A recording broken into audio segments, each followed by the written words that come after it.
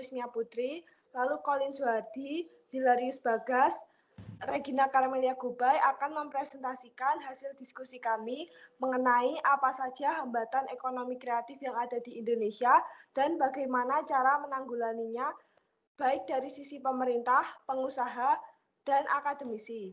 Selanjutnya, saya akan menjelaskan tentang apa saja hambatan ekonomi kreatif yang ada di Indonesia. Yang pertama, pengembangan industri kreatif yang belum optimal. Yang kedua, adanya dominan dari perusahaan besar. Yang ketiga, kurangnya apresiasi masyarakat terhadap kreativitas lokal. Yang keempat, penggunaan sumber daya alam dan sumber daya manusia yang belum optimal. Yang kelima, belum adanya undang-undang yang jelas dari pemerintah mengenai subsektor ekonomi dalam industri kreatif. Yang terakhir, kurangnya penetrasi pasar dalam jangkauan nasional maupun internasional. Slide selanjutnya yaitu solusi dari pemerintah akan disampaikan oleh Bagas. Nah, jadi solusi pemerintah yang pertama peningkatan kualitas infrastruktur. Jadi kayak bisa kita tahu di daerah yang terpencil atau misalnya masih pelosok itu pembangunan infrastruktur itu masih belum merata, kayak seperti contohnya internet atau listrik itu kan belum rata. Nah, makanya ini ditingkatkan supaya penduduk tuh bisa tahu, bisa mencoba membuat aircraft melalui itu. Terus yang kedua, penyelenggaraan akademisi SDM, jadi kayak pelatihan gitu.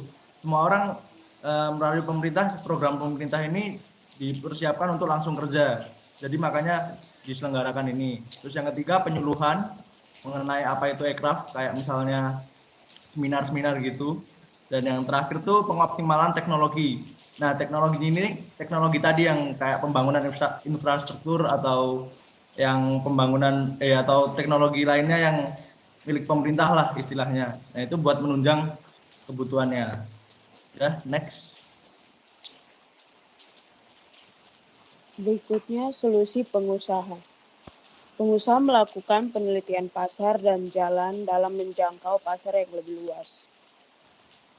Kedua, kolaborasi dengan perusahaan yang sudah mendunia. Yang ketiga, mengadaptasi dan mempelajari proses penerapan dan perkembangan ekonomi kreatif yang sudah dikenal dunia. Dan yang terakhir, menyediakan wadah untuk menampung aspirasi masyarakat dan menyediakan lapangan kerja. Next. Selanjutnya, solusi akademisi. Nah, yang pertama ini ada memberi pengetahuan mengenai pengertian dari ekonomi kreatif dan mengapa ekonomi kreatif sangat menguntungkan. Nah, jadi di sini kita ini diajarin kenapa Indonesia perlu mengembangkan ekonomi kreatif untuk memajukan perekonomian Indonesia. Yang kedua, membantu generasi muda dalam mengembangkan cikal bakal atau potensi di dalam ekonomi kreatif. Nah, jadi kita diberikan praktek atau praktisi di mana kita bisa mengasah kemampuan kita kira-kira kita punya ranah di ekonomi kreatif atau tidak. Selanjutnya, memberi pengetahuan tentang sektor-sektor ekonomi kreatif dan arah dalam menjalankan ide-ide tersebut. Jadi, misalnya setelah kita mendapatkan ide, nah kita ini akan diarahkan oleh para akademisi tentang langkah-langkah apa yang harus kita lakukan dan kita harus mengarah ke mana gitu. Jadi misalnya ketika kita sudah mendapatkan ide, kita diberitahu nih, kira-kira ide kita bisa dijadikan hak paten atau apa gitu. Selanjutnya, memberikan rekomendasi jaringan ataupun koneksi yang diperlukan. Nah, koneksi dan jaringan yang dimaksudkan ini seperti misalnya kita memiliki ide di bidang desain. Nah, akademisi ini bisa memberikan kita referensi-referensi di mana kita bisa melakukan kerjasama dan mengembangkan ide-ide yang kita miliki. Selanjutnya, saya kembalikan kepada Evita. Sekian dari kelompok kami, terima kasih.